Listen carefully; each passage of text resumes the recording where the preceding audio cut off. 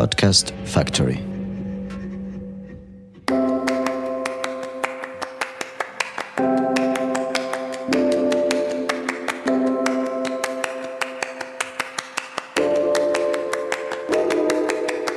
Bonjour à tous, je m'appelle Caroline Bindel, je suis journaliste basée à Marseille et je suis ravie de vous accueillir dans Cité Radieuse.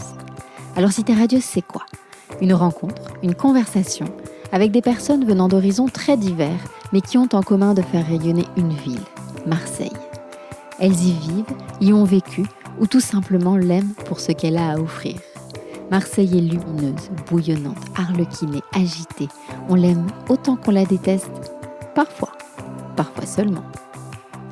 Tout comme le hashtag Nous sommes Marseille, dont vous avez sans doute entendu parler, Cité Radieuse a pour vocation de mettre en lumière la vitalité de Marseille, sa dynamique continue, son aptitude à toujours se renouveler et à voir plus loin.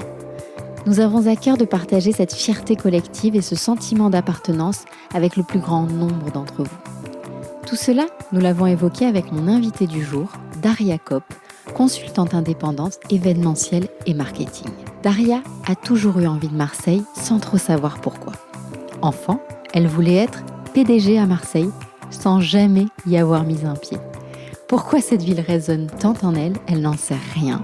Sa passion pour cette ville, pour l'OM, pour Bernard Tapie, ses proches ne se l'expliquent pas et pourtant, ça y est, Daria a sauté le pas. Elle va venir s'installer dans la cité phocéenne dans les mois qui viennent et se confronter enfin à son rêve d'enfant. Je vous laisse découvrir notre conversation. Daria, bonjour. Bonjour. Je suis ravie de partager ce moment avec toi au micro de Cité Radieuse. Alors, c'est en rêvassant sur ton magnifique compte Instagram que j'ai compris ton envie et ta volonté de venir t'installer à Marseille. Alors aujourd'hui, cela se concrétise, donc ta présence dans ce podcast est plus que légitime. Alors pour commencer, Daria, peux-tu me dire ce qui te vient à l'esprit si je te dis Marseille ? La mer. Enfin, la mer. Direct. La mer que je vais voir dans les minutes qui suivent mon arrivée. Ah oui. À chaque fois. C'est un rituel ? C'est quand je vois la mer, j'ai le sourire. Donc la première chose que je fais, c'est que je vais voir la mer.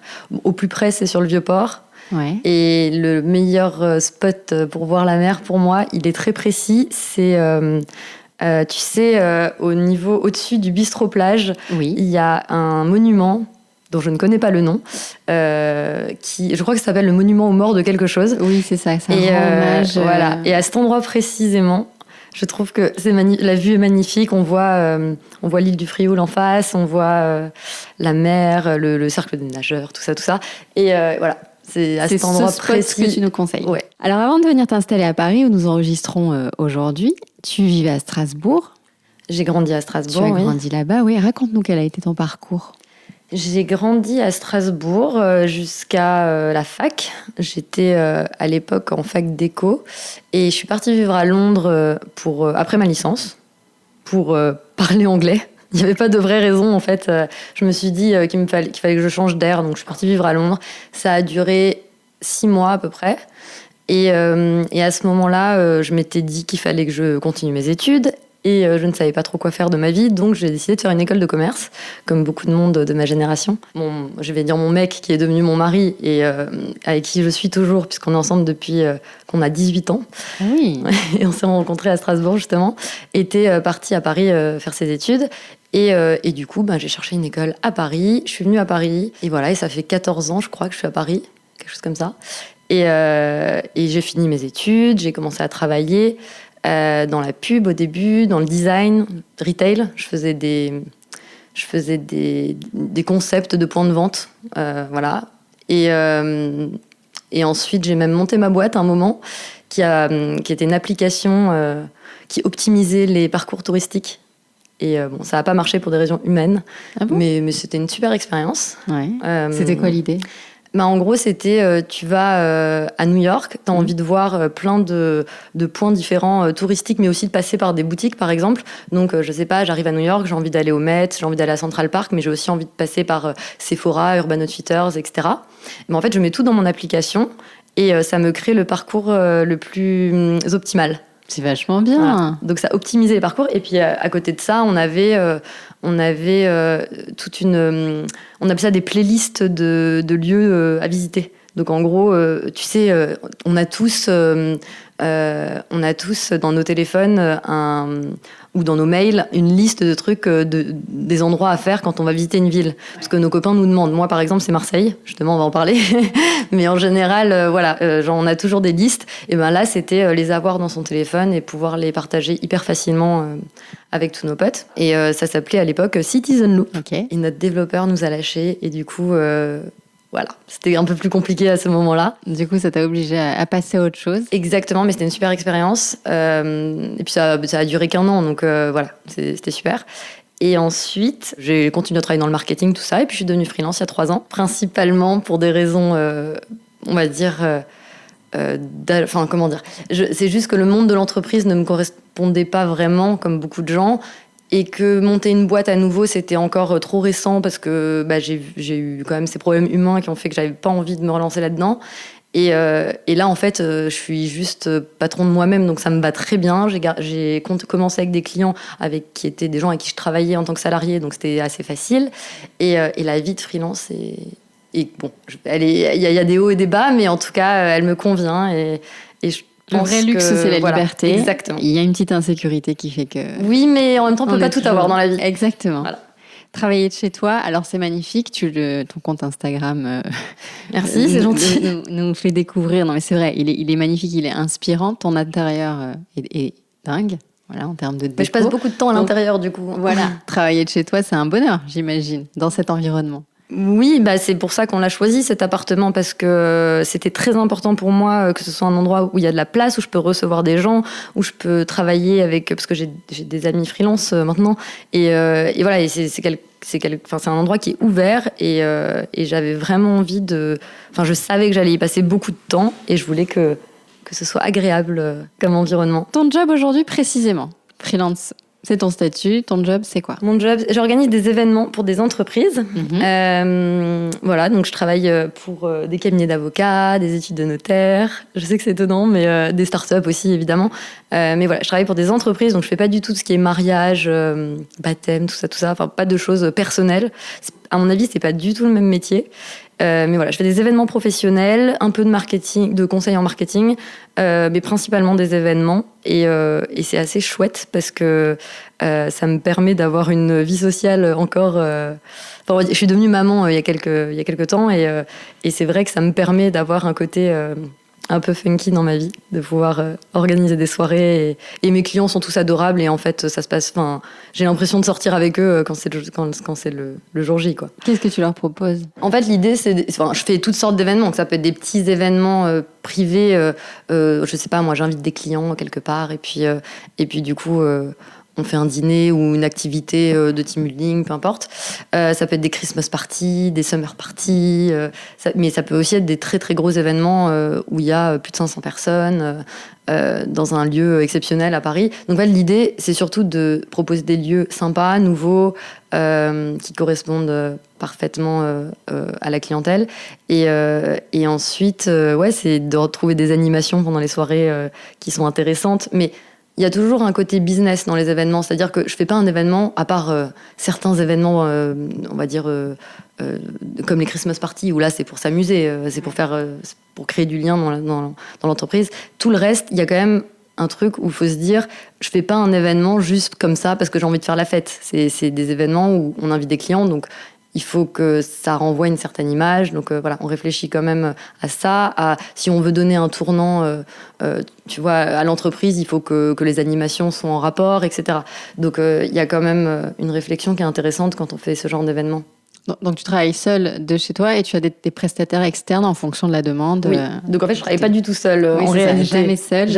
J'ai beaucoup de partenaires externes. Revenons-en à Marseille, évidemment, c'est le fil rouge de ce podcast. Juste derrière toi, il y a une très jolie affiche d'ailleurs de cette ville et une autre juste à côté de Tabriz en Iran. Tu viens en fait, mes parents, tes parents, non, c'est ça ? Moi, je suis jamais allée en Iran parce que mes parents étaient réfugiés politiques quand ils sont arrivés en France. Donc, j'y suis jamais allée. C'est un sujet. J'aimerais beaucoup y aller, mais c'est très compliqué. En tout cas, Tabriz, c'est la ville où mes parents ont grandi.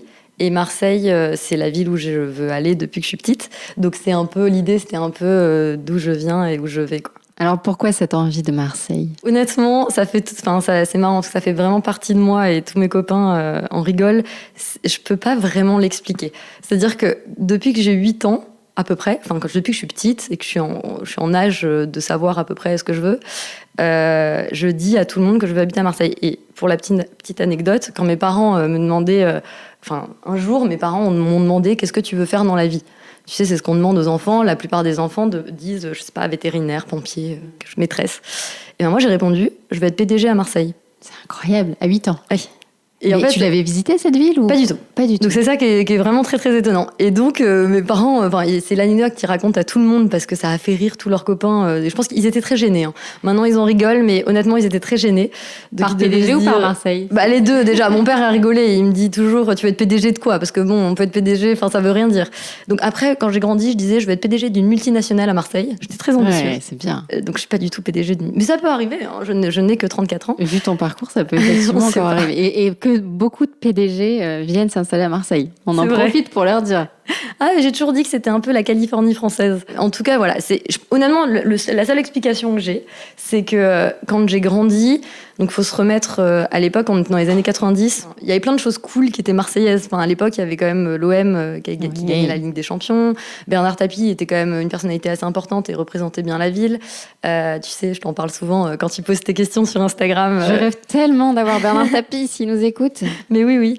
IAM, c'était quand même le groupe le plus cool du moment et c'était marseillais. Il y avait le film Taxi 1 qui m'avait...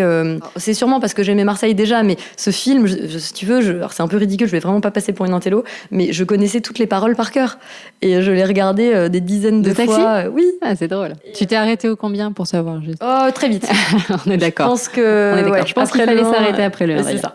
Mais le premier était en tout cas très très bien. C'est vrai. Et la BO était incroyable. Voilà. Les débuts de Marion Cotillard. Exactement. Et bon, en tout cas, à cette époque-là, peut-être que les gens le voyaient pas comme ça, parce qu'effectivement, Marseille n'avait pas la même réputation qu'aujourd'hui. Mais en tout cas, dans mon esprit de petite fille, tout ce qui était cool venait de Marseille. C'est marrant, ça. Et en plus, il y avait la mer et le soleil. Et je l'ai dit sur Instagram une fois, mon prénom, en fait, Daria, en iranien, ça veut dire la mer.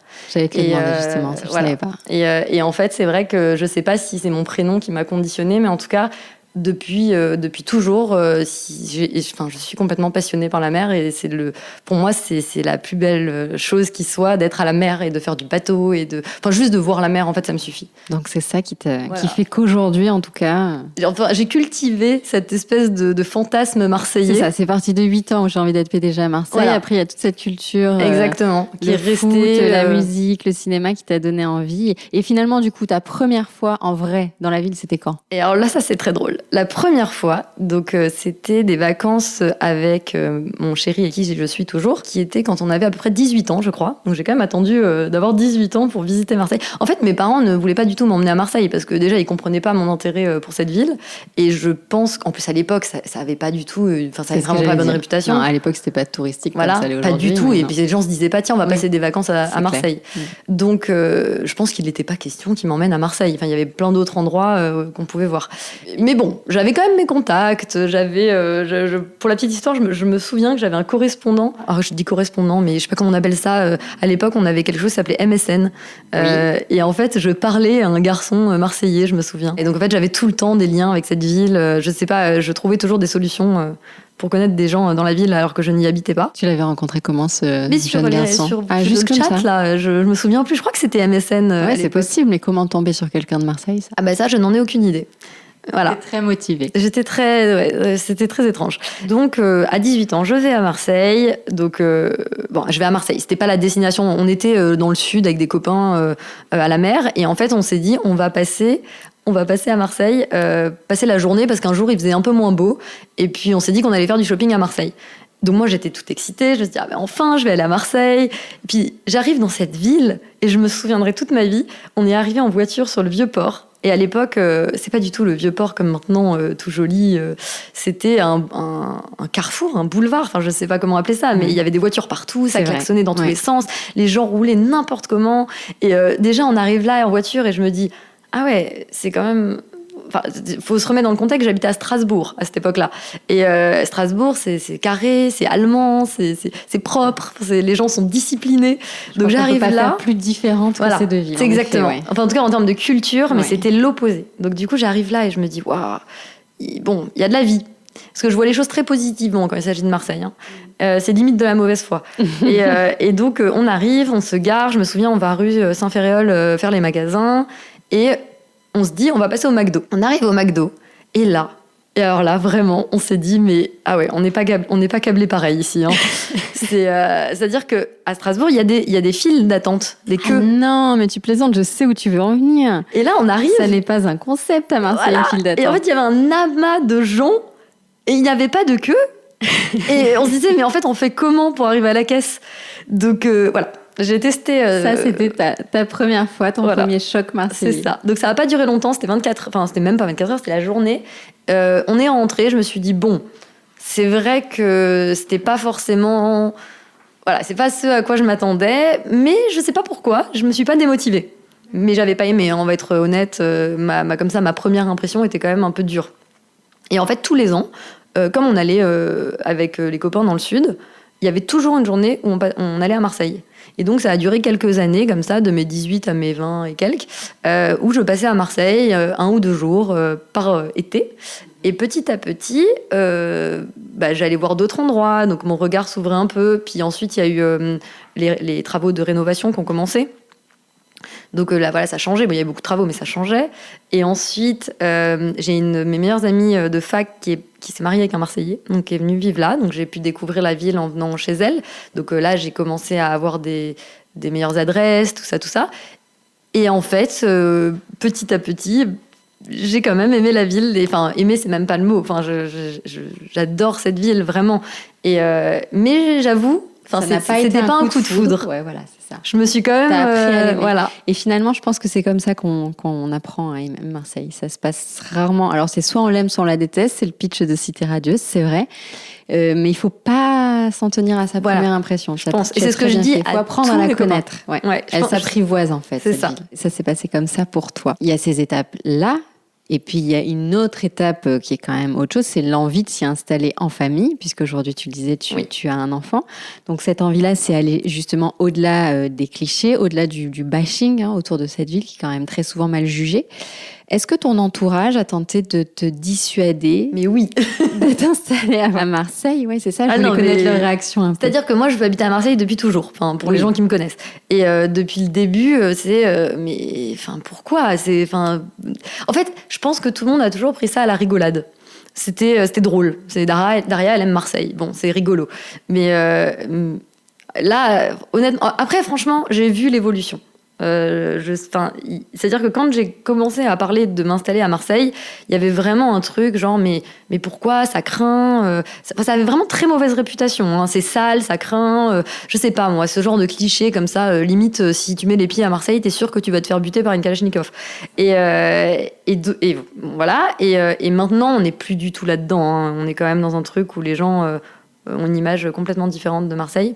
Mais toi, ça veut dire que tu t'y es intéressée quand même. Même de loin, tu t'y intéresses, tu vois ce qui évolue, tu vois ce qui change. De toute façon, vu que je parle quand même très souvent de cette ville, je vois la réaction. Quand je suis arrivée à Paris il y a 14 ans, je me souviens que quand je disais non mais moi de toute façon je vais pas rester là, je vais vivre à Marseille un jour, je savais pas quand, mais un jour, tout le monde me prenait pour une folle dingue, mais vraiment une folle dingue. Et en fait, aujourd'hui, quand je dis ça, les réactions, il y a toujours des gens qui sont un peu sceptiques, mais franchement, une grande majorité de personnes me dit « Ah bah oui, tu as raison, il y a la mer, il y a le soleil. » Puis c'est devenu branché, en fait, Marseille. C'est vrai. Et je sais pas... Enfin, si, je sais, parce qu'il y a eu quand même plein d'éléments. Il y a eu Capitale de la Culture, tout ça.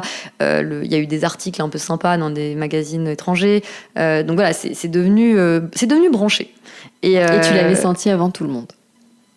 Ouais, mais alors je pensais pas que j'aurais autant raison. Et surtout que, en fait, il y a un truc, c'est que à chaque fois que je venais à Marseille à l'époque, parce que j'ai quand même déjà acheté un appartement qui me servait de pied-à-terre, donc ça fait quelques années que je viens très très souvent. Et quand je venais à Marseille, il y a quelque chose qui m'étonnait toujours, c'est que je n'ai jamais rencontré un Marseillais qui n'aimait pas sa ville. Et tu peux pas dire la même chose de Paris. Enfin, il y a beaucoup de gens qui veulent partir de Paris. Ça, c'est. Enfin, et à Marseille. on a beau critiquer, les Marseillais sont heureux d'être Marseillais, hyper fiers d'être Marseillais, et globalement assez heureux dans la vie. Hein. Et donc, voilà. Et donc, je me disais, c'est le climat qui c'est marrant, c'est un peu le secret qui se garde. C'est-à-dire que jusqu'à il y a pas longtemps, comme c'était pas du tout une ville touristique, c'était un peu genre, ils disent ça de nous, mais à la limite, tant mieux. Comme ça, ils viennent pas nous embêter. Et voilà, c'était comme un petit secret, en fait, Marseille. En fait, soit on connaît et on sait, soit on connaît pas et c'est pas très grave, tant pis. Mais voilà, donc en fait, c'est juste que maintenant on en parle et que les gens voient la ville comme elle est, mais je suis pas certaine qu'elle ait tellement changé. Enfin, je veux dire, il y a des trucs qui ont changé, c'est un peu plus neuf à certains endroits, mais c'est la même ville, c'est juste que maintenant on sait et qu'avant les gens ils savaient pas. Alors aujourd'hui, ça se concrétise vraiment. Tu cherches un appartement, tu visites, etc. Que viens-tu chercher de manière générale à Marseille ? J'aime tout dans Marseille. C'est-à-dire que les gens, l'ambiance générale de la ville, elle est lumineuse. Les gens sont lumineux, ils sont souriants. Quand tu habites à Paris, tu deviens forcément aigri. C'est-à-dire qu'il y a un moment... alors bon, tu peux contrer le truc. Tu vois, moi, par exemple, j'ai un scooter parce que prendre le métro, ça me déprime. C'est-à-dire que les gens sont tellement énervés dans le métro que t'en finis par être aussi énervé qu'eux. Et du coup, voilà, j'ai de la chance j'appelle ça être une fille de l'après-midi. Mais comme je suis freelance, je peux faire des choses l'après-midi et je suis pas obligée de voir les gens en heure de pointe hyper énervés, de faire la queue, tout ça. Donc bon, j'ai un Paris qui est quand même relativement agréable. Mais l'ambiance générale, elle est quand même... Elle est stressante, quoi. Enfin, quand j'arrive à Marseille, les gens, ils sont cool. Je me mets à une terrasse de café, les gens me parlent. Les commerçants sont hyper gentils. Il y a une espèce de solidarité comme ça, genre innée chez les Marseillais. Et juste ça, c'est... Je pense que pour son quotidien, surtout quand on est une fille de l'après-midi, on a besoin d'interactions un peu sympathiques dans sa journée. Et voilà, c'est ça en premier que je cherche. Après, évidemment, il y a plein de considérations matérielles, c'est-à-dire à Paris, avoir une maison, c'est difficilement envisageable. L'accès à la mer, pour moi, c'est le rêve, quoi. Enfin, si un jour je peux vivre avec une vue mer, je sais pas si ça va arriver, parce que bon, ça, c'est une autre étape. Mais en tout cas, si ça arrive un jour, ça serait incroyable. Voilà, le temps, on va pas se mentir, t'es là depuis quelques jours là, oui. Tu te rends bien compte qu'on n'est pas sur les mêmes températures. Ça joue sur le moral, ça. Je pense que mon petit garçon, puis c'est un peu terrible ce que je vais dire et je veux pas du tout critiquer les Parisiens, loin de là. Hein. J'ai été très heureuse de vivre à Paris toutes ces années, mais j'ai pas hyper envie que mon fils soit parisien. Est-ce que justement le fait d'avoir eu un enfant, ça a accéléré un petit peu le processus, complètement. Le fait qu'il grandisse peut-être Oui. Moi ici, non, c'est pas possible. Mais bon, moi j'ai grandi en province. Je pense que ça joue beaucoup. C'est pas pareil pour les Parisiens qui ont grandi ici. C'est très compliqué pour moi de concevoir la vie avec un enfant ici. Mais surtout, moi, si tu veux, j'étais convaincue. Hein. Si j'avais pu partir il y a 10 ans, j'y serais à Marseille. Mais c'est pas la même chose pour mon mari. C'est-à-dire que je fais du lobbying depuis quand même... Ça fait 17 ans, presque, 16-17 ans qu'on est ensemble. Et que tu lui en parles. Et que je lui en parle. Et oui. Au début, c'était jamais de la vie. Après, c'était bon, on verra. Et maintenant, il est super motivé. C'est vrai. Limite, je vais pas dire plus que moi, parce que c'est pas vrai, mais vraiment, il est super motivé, quoi. Tu l'as convaincu, ça y est. Complètement. Mais il est super convaincu et il a complètement compris ce que Marseille avait à offrir. Tu as un quartier de prédilection là-bas ? Oui, mais du coup, je dis sais là-bas pas. parce qu'on est ici, du coup, oui. mais on est à Paris aujourd'hui. Mais j'aimerais, bien sûr, c'est très cliché, hein, mais alors le 7e, voilà. Un jour, on m'a dit, parce que là aujourd'hui, j'ai un appartement qui est situé à la Plaine. Donc pas du tout le même style de quartier mais qui est très sympa, et un jour je parlais avec une des commerçantes et elle me disait le 7e, oui, parfois on appelle ça le quartier des Parisiens, parce que je crois qu'il y a quand même, je pense que quand on est parisien c'est le quartier de rêve, c'est-à-dire qu'il y a ce truc où genre c'est près de la ville, donc on perd pas le côté ville. Mais en même temps, on est un peu à la campagne puisqu'on est près de la mer et puis c'est assez résident. Il y a des petites maisons très jolies, il y a des rues piétonnes. C'est un espèce de mix parfait. C'est-à-dire que quand on vient de Paris, on est assez dépaysé mais pas trop. C'est ça. Et en plus à Marseille, on dit que chaque quartier est un village et c'est vrai ça. Mais c'est complètement vrai. C'est incroyable. J'ai jamais vu un endroit où on pouvait passer d'une atmosphère à une autre en si peu de temps. Et voilà. Et le 7e, c'est clairement...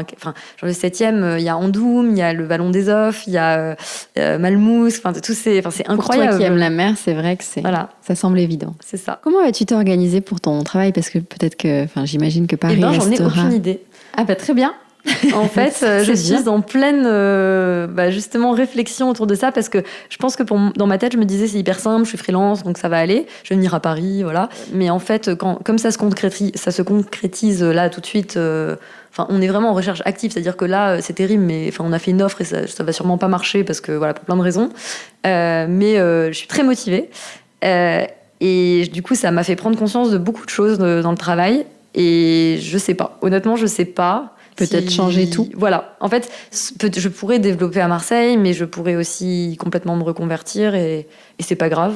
C'est cool d'avoir plusieurs vies, en fait. Voilà, c'est bien. On verra. On sent ta motivation. Parce que rien ne te fait peur, en tout cas. Non, je suis pas très peureuse. T'es plutôt fonceuse. Oui, voilà. Mais un peu inconsciente, je pense. C'est bien aussi.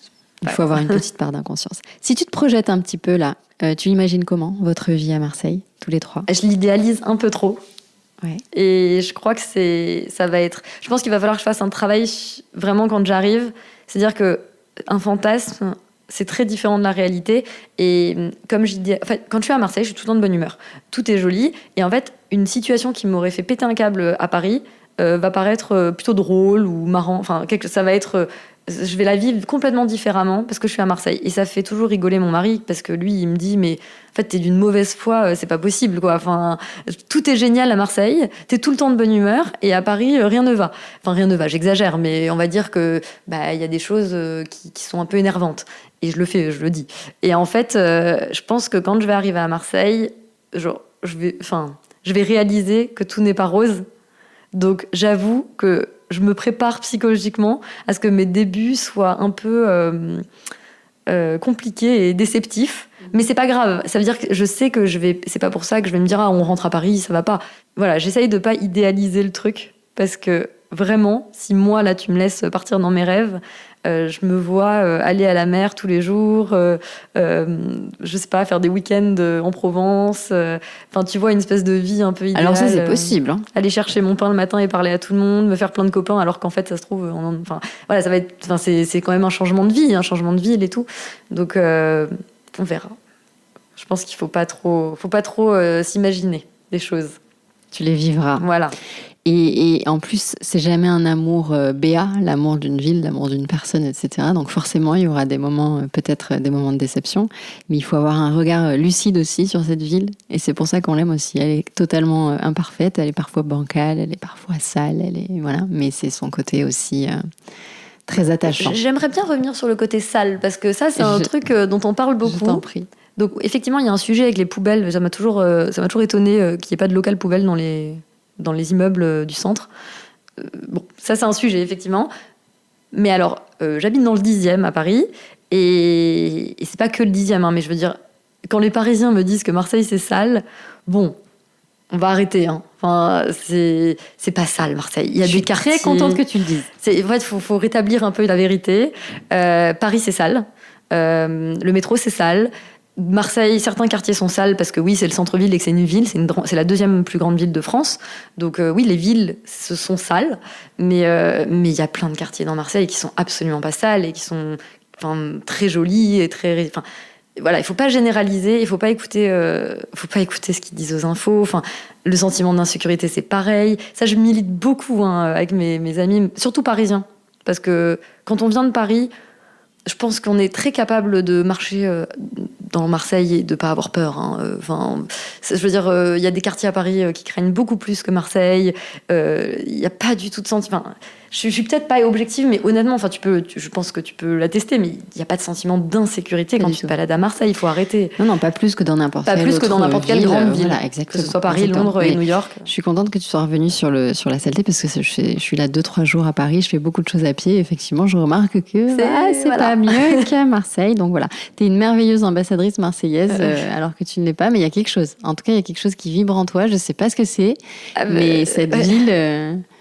elle est en toi, quoi. Je sais pas. Je suis une bonne pub pour Marseille, en tout cas. Je vois. Et tu disais que tu avais une liste, c'est ça? C'était maintenant que tu donnes à tes amis quand ils descendent, parce que c'est tendance. Je suis devenue un peu la référence marseillaise. Je suis désolée pour les Marseillais, parce qu'en plus, je suis pas du tout marseillaise. Mais en fait, on va dire que dans mes copains, je suis la personne qui va le plus souvent à Marseille.